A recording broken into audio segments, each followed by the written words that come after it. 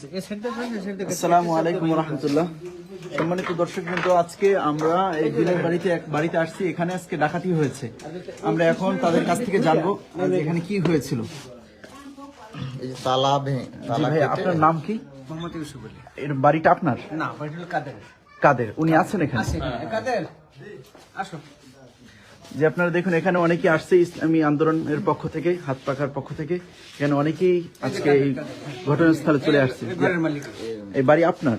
জি। তো কখন কি হয়েছিল একটু যদি বলতেন। তো আমি যে আসছি তো হাজুরতলা থেকে আসছি, কিন্তু আমি বাড়িতে ছিলেন না? না, বাড়িতে আমি ছিলাম না। বাড়িতে ছিল কারা? মহিলারা ছিল না, কেউ ছিল না, তালা মারা ছিল। বাবা ছিল এই এটা রাতে কখন হয়েছিল? তো রাত্রে কেউ ছিল না, বলতে পারতেছে না জন্য, তাই না? তো সকালে আপনারা কি দেখলেন এখানে? তালা কাটা পাইছি। তালা কাটা? ধরেন না, ধরাই তো ঠিক না। মানে এই তালাও কাটতে হয়েছে, এর ভিতরেও কাটছে, এই দরজাও কাটছে, এই দরজাও কাটছে। হ্যাঁ, না, এটাও কাটছে, দেখেন। হ্যাঁ জি, এটা কাটছে, এই যে তালা, এই যে আলমারি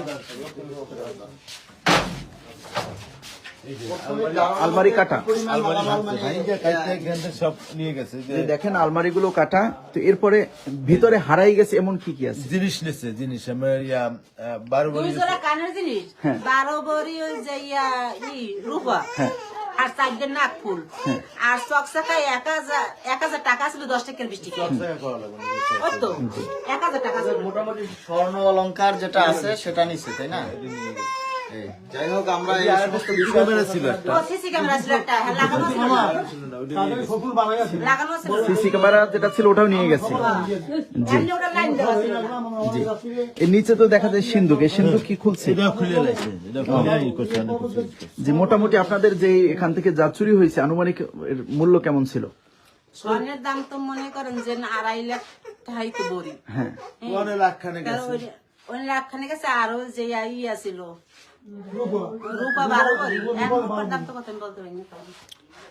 জি, প্রায় 2.5 লাখ টাকার মতো আপনাদের এখান থেকে চুরি হয়েছে না? ও, এখন কথা হয়েছে এর পরবর্তীতে আপনারা কোনো প্রশাসনিক বা আইনত কোনো কাজ নিচ্ছেন? আমরা ইনশাল্লাহ এটার ব্যাপারে আমরা প্রশাসনের কাছে আমরা এখনই জানাতে চাই। প্রশাসনের নাম্বার আমাদের কাছে আছে এবং প্রশাসনের দৃষ্টি আকর্ষণ করবে লাইভের মাধ্যমে, যে তারা যেন দ্রুত যথাযথ পদক্ষেপ গ্রহণ করে, যাতে করে এরকম মানে নির্বাচন কেন্দ্রিক এরকম অনেকগুলো ঘটনার মাধ্যমে এমনও হতে পারে নির্বাচন বিঘ্নিত করার জন্য বা মানে সমাজের